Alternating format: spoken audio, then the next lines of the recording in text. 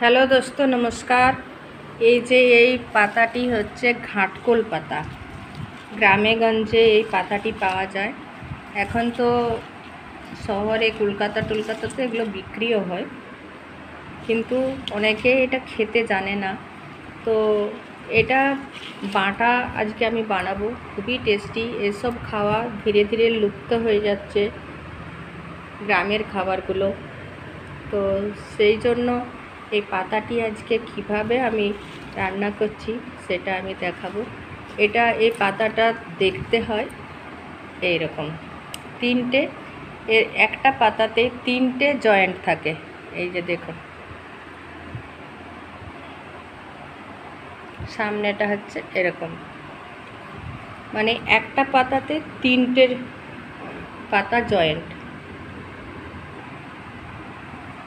অনেকে এই পাতাটা চিনে না, আমি নিজেও চিনতাম না, কিন্তু এখন চিনেছি। এর আগে আমি কোনো দিনই মানে রান্নাও করিনি, কিন্তু একজনের বাড়িতে খেয়ে এসেছিলাম। তো জিজ্ঞাসা করেছিলাম এটা কি পাতা, সেই থেকে আমার মাথায় এই পাতাটা ছিল। এটার নাম হচ্ছে ঘাটকোল পাতা। পাতাগুলি আমি কেটে নিয়েছি, এই যে ছোটো ছোটো করে। এবার এগুলো ভালো করে ধুয়ে নেবো, আর ডাঁটাগুলো রেখে দিয়েছি, এগুলো কালকে বানাবো। এই ডাঁটাগুলোও কিন্তু খায়, এগুলো কালকে রেসিপি করে দেখাবো। আজকাল এগুলো এত মানুষের শরীরের জন্য এত হেলথ বেনিফিট দিচ্ছে যে অনেকে আজকাল টবেও লাগিয়ে রাখছে এই গাছটি। তো এর নিচে একটা আলুর মতো জিনিস হয়, কচুর মতো, সেইটা লাগিয়ে দিলে ও ঠিক টাইমে বর্ষাকালের দিকে বেরিয়ে যায়। আর এটা 6 মাস আপনি খেতে পারবেন এই গাছ, 6 মাস 8 মাস, তারপরে আবার 3-4 মাসের জন্য এটা খাওয়া যাবে না, তখন বুড়ো হয়ে যাবে। তো এরপরে আমি দেখাচ্ছি বাকিটা। এই যে পাতাগুলি আমি ধুয়ে নিয়েছি ভালো করে, কড়াইটা গরম হয়ে গেছে। এবার অল্প তেল দেবো, শুধুমাত্র ওই রসুন আর লঙ্কাগুলো ভাজবার জন্য যতটা দরকার, তারপর ওটা কাঁচা তেল দিয়ে মাখতে হবে।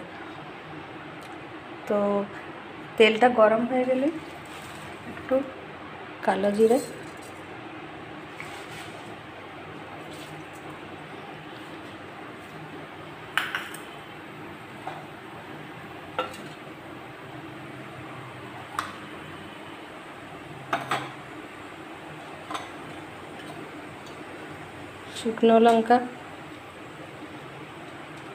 শুকনো লঙ্কাগুলি আমি বের করে নেবো ভাজা হলেই।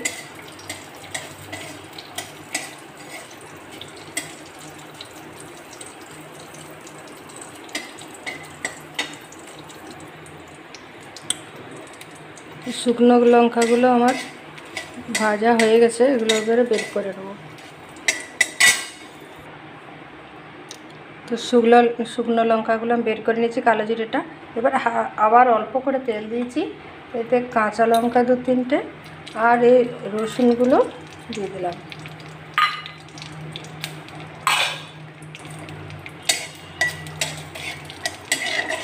এবার এটা অল্প ভাজা ভাজা হবে, শাকটা দিয়ে দেবো।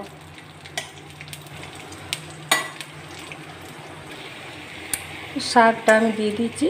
এবার আমি শাকটা নাড়াচাড়া করে তার জলটাকে শুকিয়ে নেব।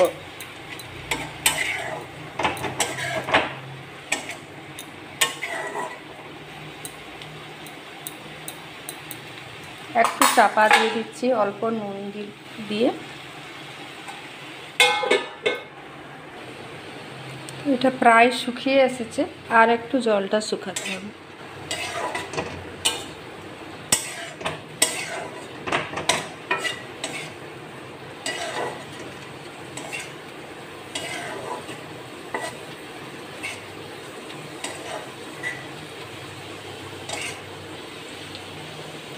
बस और एक सुखाले नामिए देव।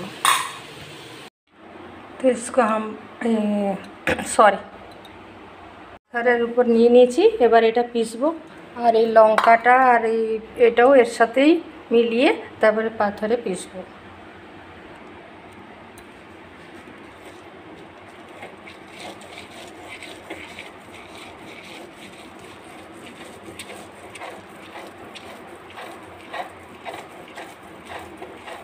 এইভাবে পুরোটা পিষে নেব।